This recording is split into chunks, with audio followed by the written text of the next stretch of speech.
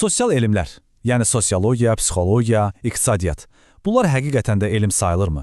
İlk baxışda bəlkə də sadə görünən bu sual, əslində əsrlərdir ki, ən böyük mütəfəkkirləri belə düşündürür. Gəlin bugün bu böyük mübahisənin tam mərkəzinə səyahət edək və sosial elmin əslində nə demək olduğunu anlamağa çalışaq. Bütün məsələnin kökü əslində budur. Sosiologiyanı məsələn fizika ilə bir tutmaq olar, yəni insan davranışını öyrənmək, atomları öyrənməklə eyni şeydir. Çoxları üçün bu sualın cavabı qəti şəkildə xeyirdir. Amma başqaları üçünsə elmin çatmalı olduğu son hədəf məhz budur. Və bu sual bizi birbaşa sosial elmin fəlsəfəsinin ən dərin qatlarına aparır.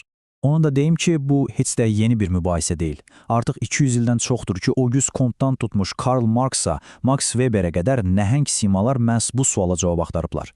Onların ortaya atdığı ideyalar isə bugün belə sosial elmin nə olduğu və nə olması gərəkdiyi ilə bağlı müzakirələri formalaşdırmağa davam edir.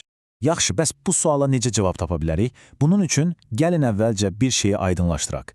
Elm deyəndə nəyi nəzərdə tuturuq? Çünki inanın, bütün bu böyük mübahisə məhz bu tək sözün fərqli təriflərindən qaynaqlanır.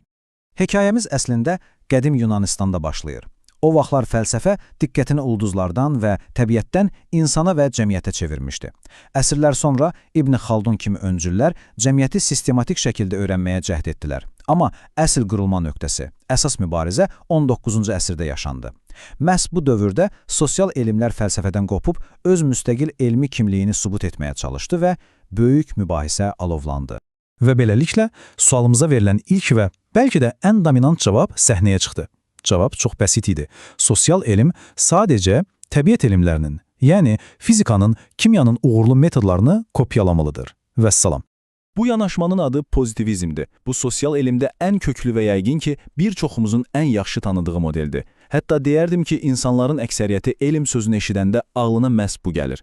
Hər şeyin ölçüldüyü, təcrübələrlə dəqiqliklə yoxlanıldığı və tamamilə obyektiv olduğu bir dünya. Baxın, pozitivistlər üçün cəmiyyət sanki nəhəng bir mexanizmdir. Onlar düşünürlər ki, necə ki cazibə qanunu var, eyni ilə insan davranışını da idarə edən universal qanunlar mövcuddur. Və bu qanunları tapmaq üçün onların əsas alətləri nədir? Rəqəmlər, böyük sorğular və statistika. Məqsəd isə çox aydındır: proqnozlaşdırmaq və idarə etmək. Bu ifadə ilk pozitivistlərin ambisiyasını, onların nə qədər iddialı olduğunu mükəmməl şəkildə göstərir. Onlar həqiqətən də inanırdılar ki, cəmiyyəti öyrənən elm, yəni sosiologiya, bir gün bütün digər elmlərin zirvəsinə, onların kraliçasına çevriləcək. Ancaq burada çox ciddi bir problem var. Axı insanlar daş ya da ulduz deyil, elə deyilmi? Bizim hisslərimiz, inanclarımız, məqsədlərimiz var. Biz dünyaya məna veririk. Məhz bu fundamental fərqlilik pozitivizmə kəskin şəkildə qarşı çıxan və tamamilə fərqli bir yol təklif edən yeni bir yanaşmanı doğurdu. Şərtçi yanaşma. Şərtçi yanaşma gəlir və tamamilə fərqli bir sual qoyur ortaya. Niyə? Bu yanaşma üçün əsas olan şey insanların öz hərəkətlərinə, öz dünyalarına hansı mənanı yüklədiklərini anlamaqdır. Obyektiv qanunlar axtarmaq əvəzinə bu yanaşma subyektiv təcrübənin dərinliklərinə enməyə çalışır. Bu yanaşmanın fəlsəfəsi bambaşqadır. Məqsəd artıq hansısa qanunu kəşf etmək deyil, insan hərəkətlərinin subyektiv mənasını dərindən anlamaqdır. Bunun üçün də minlərlə anket paylamaq əvəzinə tədqiqatçı gedib aylarla bir qrupun içində yaşayır, onların dünyasını onların gözü ilə görməyə çalışır. Yəni, Max Weber kimi mütəfəkkirlərin dediyi kimi, insanı öyrənmək üçün tamamilə xüsusi bir elmə ehtiyac var. Gəlin bu iki yanaşma arasındakı fundamental fərqi bir neçə sözlə ümumiləşdirək. Pozitivizm dünyanı izah etməyə çalışır. Yəni, nə baş verdi və necə baş verdi suallarına cavab axtarır. Şərtçilik isə anlamağa çalışır.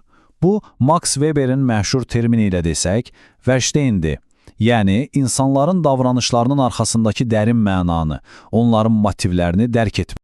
Yaxşı, bəs əgər elmin əsl məqsədin nə sadəcə dünyanı izah etmək, nə də anlamaq deyilsə, bəlkə də elmin əsl vəzifəsi dünyanı dəyişdirməkdir. Bu sual isə bizi üçüncü və bəlkə də ən radikal yanaşmaya gətirib çıxarır. Tənqidi yanaşma. Tənqidi yanaşmanın məqsədi sadəcə dünyanı öyrənmək, onu təsvir etmək deyil, əsas məqsəd onu daha yaxşı bir yerə çevirməkdir.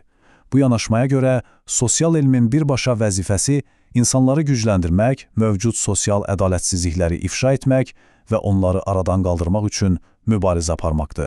Bu yanaşma iddia edir ki, sosial problemlərin kökündə gizli güc bərabərsizlikləri, istismar strukturları dayanır. Məsələn, onlar pozitivizmi sadəcə mövcud vəziyyəti, yəni status quo-nu qoruyub saxlamaqda, ona haqq qazandırmaqda ittiham edirlər. Onlara görə elm heç vaxt bir tərəf ola bilməz və olmamalıdır. Elm dəyişiklik üçün güclü bir alət olmalıdır. Gəlin bu üç fərqli dünya görüşünü bir anlıq bu cədvəldə müqayisə edək. Elmin məqsədi nədir? Pozitivist üçün qanun kəşf etmək, şərhçi üçün mənanı anlamaq, tənqidçi üçün isə cəmiyyəti dəyişdirmək. Bəs reallıq nədir? Pozitivist üçün reallıq obyektivdir, oradadır və kəşf edilməyi gözləyir. Şərhçi üçün isə reallıq biz insanlar tərəfindən sosial olaraq inşa edilir. Tənqidçi isə deyir ki, bəli, reallıq var, amma o gizli güc strukturları tərəfindən təhrif edilib. Görürsünüzmü, bu üç fərqli linza dünyanı necə də fərqli rənglərdə göstərir. Əlbəttə ki, hekayəmiz bu üç klassik yanaşma ilə bitmir. Müzakirə bugün də davam edir və yeni perspektivlər bu təməllər üzərində qurularaq onlara meydan oxuyur. Məsələn, feminist tədqiqatlar gəlir və çox vacib bir sual soruşur. Əgər elm tarix boyu əsasən kişilər tərəfindən və kişilərin perspektivindən yazılıbsa, biz bu vaxta qədər nələri gözdən qaçırmışıq? Bu yanaşma elmdəki bu böyük boşluğu doldurmağa və qadınların təcrübələrini ön plana çıxarmağa çalışır. Postmodernizm isə bir addım da irəli gedərək soruşur, bəlkə də heç vahid, mütləq həqiqət deyə bir şey yoxdur. Bu yanaşma bütün böyük nəzəriyyələrə, bütün böyük hekayələrə şübhə ilə yanaşır və elmin özünün də bir güc oyunu olduğunu iddia edir. Məqsədi isə dilin və biliyin arxasında gizlənən o güc strukturlarını söküb ifşa etməkdir. Beləliklə, bütün bu fərqli, hətta bəzən bir-birinə tamamilə zidd olan yanaşmaları nəzərdən keçirdikdən sonra, gəlin lap başlanğıcdakı sualımıza qaydaq. Sosial elmlər həqiqətən də elmdir. Gəldiyimiz əsas nəticə budur. Bu mübarizədə tək bir qalib yoxdur və olmamalıdır da. Sosial elmin gücü də elə məhz bundadır. Bu qədər fərqli yanaşmanın olması bir zəiflik deyil, əksinə bu bizim mürəkkəb sosial reallığımızı fərqli bucaqlardan anlamağımıza imkan verən ən böyük üstünlükdür. Və bu təhlili sizi biraz da dərindən düşündürəcək bir sualla bitirmək istəyirəm. Gündəlik həyatınızda qarşılaşdığınız elmi iddiaları, araşdırmaları, xəbərləri bir anlıq düşünün. Onlar sizə hansı linzadan təqdim olunur?